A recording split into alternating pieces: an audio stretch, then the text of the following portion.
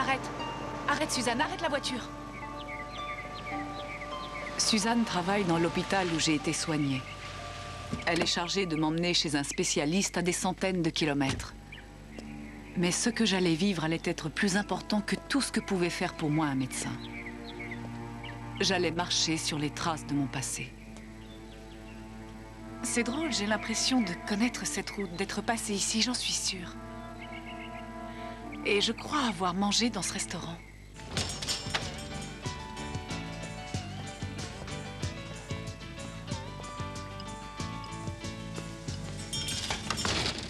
Waouh!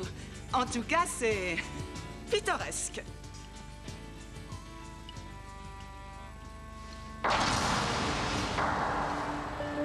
J'étais certaine qu'il y avait un bar à l'étage et que j'avais l'habitude d'y aller à une époque.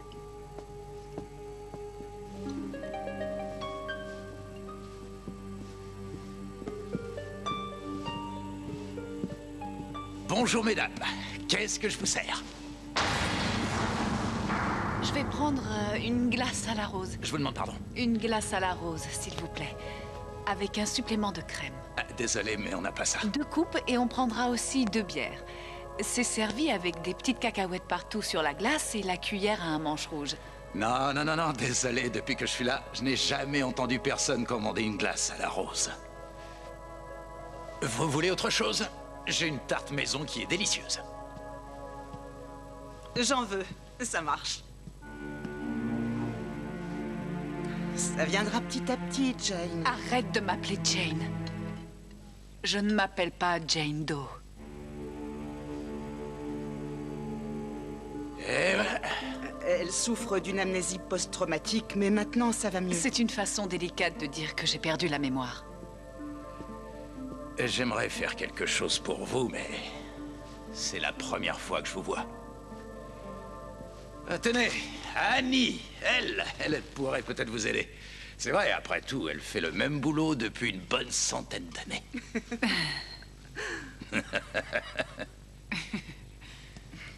Pourquoi est-ce que tu ne discuterais pas avec elle pendant que je vais me laver les mains? Ah oui, c'est juste... passe les 2 box et ensuite tourne à droite, puis à gauche, après le jukebox. C'est tout à fait ça.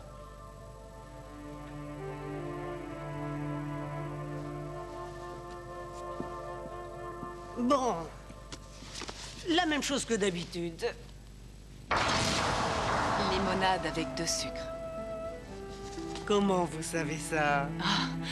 Est-ce que vous n'achetiez pas de la limonade à une petite fille sur Spring Street? Spring Street, ça fait partie de l'autoroute maintenant. Il y a longtemps que ça a été détruit. Tout va bien? Je n'en sais rien. J'ai l'impression que ma tête va exploser. Je vois des choses et puis tout disparaît. Qu'est-ce qu'il y a? Cette table. Elle me rappelle quelque chose.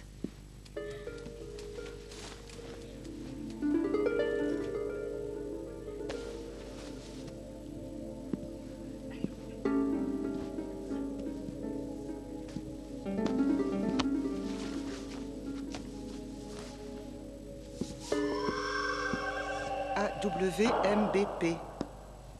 Qu'est-ce que c'est? Est-ce que tu connais ces gens? J'ai l'impression que ça me dit quelque chose. BP, c'est Billy Palmer. On m'a dit qu'il était tout le temps là à une époque. Les pauvres gosses. Ils ont été tués par un chauffard. Lui et sa fiancée. Ils s'aimaient drôlement tous les 2. Ça s'est passé sur le pont en dehors de la ville. Il devait être minuit. Ouais. Est-ce que le cimetière est toujours vers l'église Sainte-Marie? Oui, il n'a pas bougé. On y va, Suzanne. Au revoir. J'étais certaine de trouver dans ce cimetière un souvenir qui réveillerait ma mémoire. Je regardais la tombe de Billy Palmer en espérant ouvrir une porte vers mon passé. Qu'est-ce qui me reliait à ce garçon? Je pensais que la réponse allait surgir du brouillard d'un coup. Je me sentais si proche de la vérité. Mais malgré tous mes efforts, cette tombe ne m'apportait aucune réponse. pourtant, je me sens si près du but, j'en suis sûre. Alors? Rien. Le vide. J'étais si sûre de trouver une réponse. Jane Doe avait peut-être frôlé la vérité. À quelques pas de la tombe de Billy se trouvait celle de sa fiancée morte avec lui dans l'accident. Elle était le sosie parfait de Jane. Angela Wright, née en 1930, morte en 1950. Est-ce que notre Jane Doe avait eu une vie antérieure dans cette ville qu'elle traversait? Était-elle cette jeune fille morte dans cet accident de la route? Il est possible que leur ressemblance physique n'ait été qu'un hasard. Vous êtes certain que c'est la première fois que je vous demande ce que vous pensez de cette histoire? Ou, comme l'a dit une fois le philosophe Yogi Berra, vous n'avez pas comme une impression de déjà-vu? Vous découvrirez à la fin de l'émission si cette histoire est authentique ou non. À suivre dans les Chroniques du Mystère, l'histoire de combustion spontanée. Il paraît que le feu est la plus grande découverte de l'humanité. Depuis des siècles, il nous permet de cuire nos aliments, chauffer nos foyers ou éclairer notre chemin. Toutes les inventions proviennent du feu et depuis, on tente de l'imiter. Mais le feu a une toute autre signification dans la vie de Stuart et Laura Freeland. Il détruit ce qu'ils ont construit.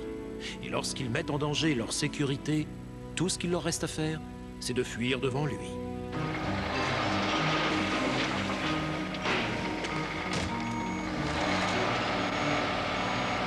L'inspecteur Harold Peters était dans la police depuis près de 20 ans.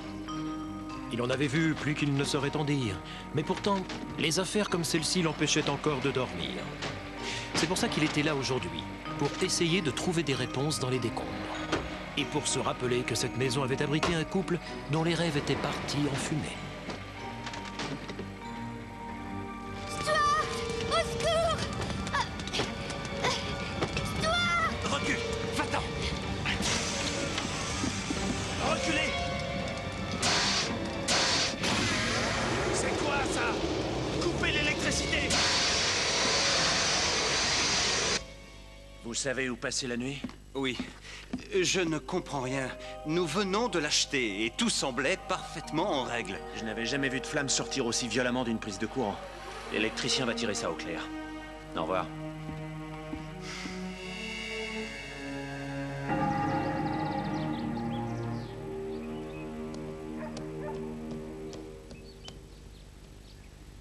Vous êtes sûr que c'était celle-là? Oui, certaine. Pourtant, elle a l'air impeccable. Elle est comme neuve. Je n'y comprends rien. Écoutez, je vais faire ce que veut l'assurance, vérifier le système. Et s'il y a un problème électrique, je le trouverai.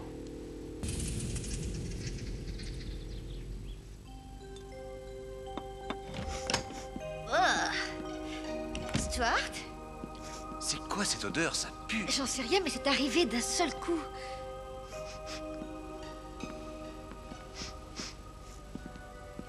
C'est une infection. D'où est-ce que ça peut venir? J'en sais rien.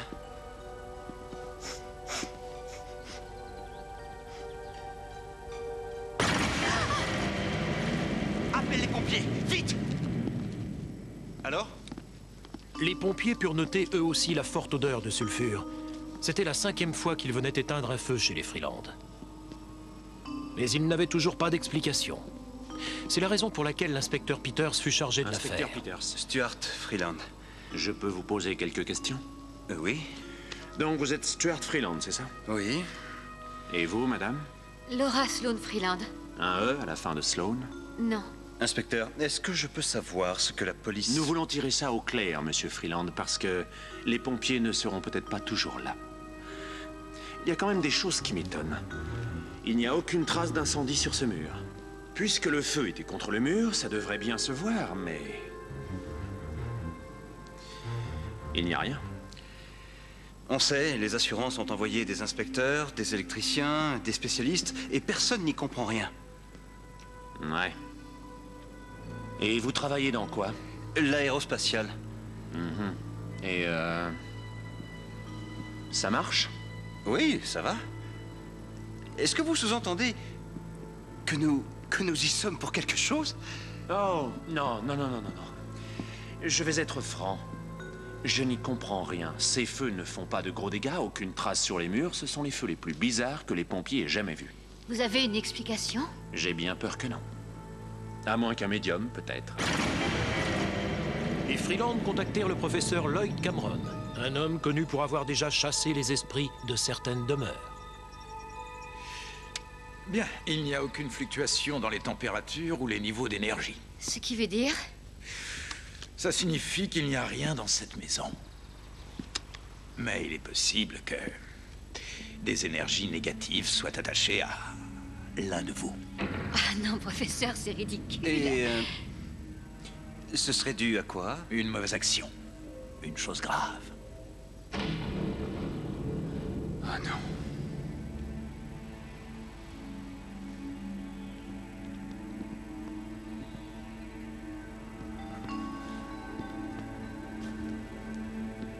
Quoi? C'est moi. À 9 ans, mon frère Scott et moi avons fait un feu dans un bois à côté de chez nous. Il s'est étendu et a dévasté notre quartier. Mon père nous a dit que ceux qui avaient fait ça seraient poursuivis par les flammes. Il nous a fait très peur. C'est pour ça que nous n'avons jamais rien dit. Je l'ai jamais dit à personne. Vous venez de le faire. Et qu'est-ce que ça change? Ça soulage la conscience et ça chasse les esprits. Le refoulement et le déni sont le terreau de la plupart des activités paranormales. C'est terminé, Monsieur Freeland. Mais ce n'était pas terminé. Les feux continuaient à se déclencher.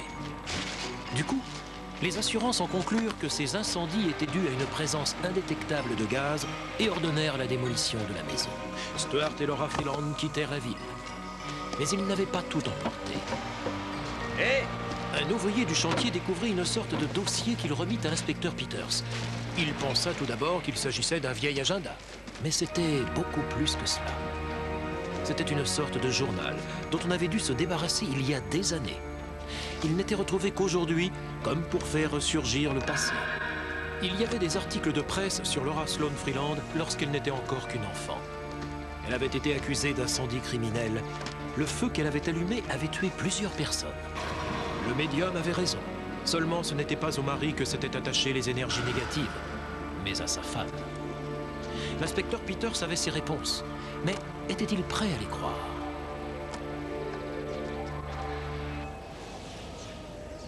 Croyez-vous que cette histoire soit vraie?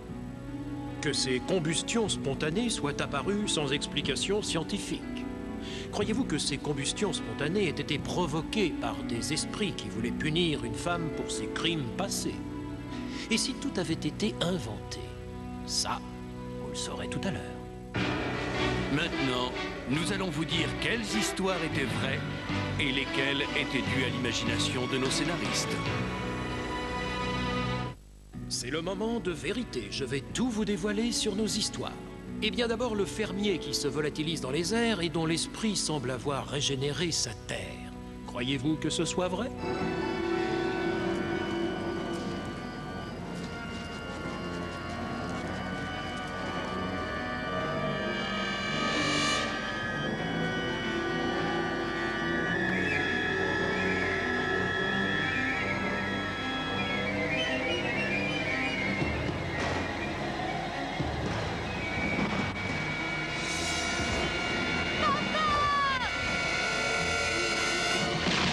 Si vous pensiez que c'était une fiction, vous avez raison. Tout est inventé.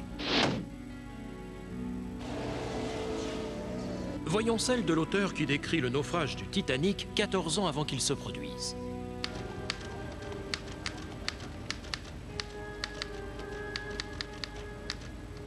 Un navire de 70 000 tonnes qui traverse l'Atlantique pour la première fois avec plus de 2000 passagers à son bord. Il heurte un iceberg et coule. Plus de 1500 personnes meurent dans le naufrage. Franchement, Harry, ça n'arrivera jamais. Je vous ai dit que le public ne s'intéressait plus à la fiction. Si vous aviez parié que c'était bien une histoire vraie, alors chapeau, c'est exact. Revenons sur l'histoire de l'étudiante dont l'ordinateur semblait être capable de prédire l'avenir.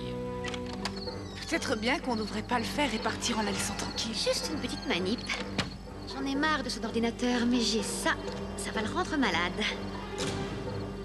Attends. Et si on regardait d'abord ce qu'elle a écrit?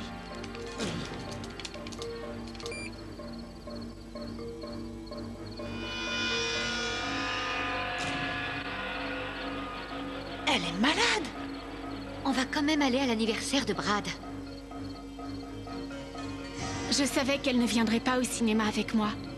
Ce soir, c'était l'anniversaire de Brad. Je n'ai jamais souhaité qu'il leur arrive malheur. C'est pas de leur faute si elles étaient méchantes avec moi. Pas plus que ce ne sera de ma faute si je reste toujours comme ça. Cette histoire est-elle basée sur des faits réels? Eh bien oui, elle est vraie.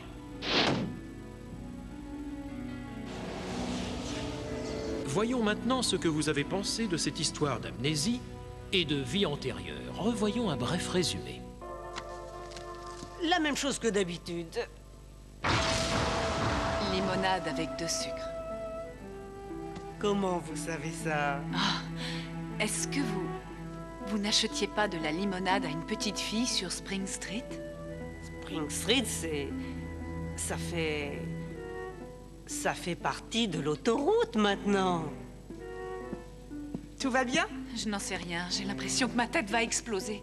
Je vois des choses et puis tout disparaît. L'histoire de cette femme qui a perdu la mémoire s'inspire-t-elle d'une véritable histoire vécue? Non, pas cette fois. C'est une fiction.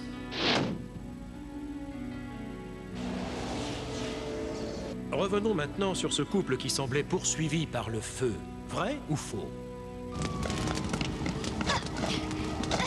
Mon père nous a dit que ceux qui avaient fait ça seraient poursuivis par les flammes. Il nous a fait très peur. C'est pour ça que nous n'avons jamais rien dit. Je l'ai jamais dit à personne. Vous venez de le faire. Et qu'est-ce que ça change? Ça soulage la conscience et ça chasse les esprits. Le refoulement et le déni sont le terreau de la plupart des activités paranormales. C'est terminé, Monsieur Freeland. L'histoire de ces feux qui apparaissaient subitement est inspirée par une histoire vraie.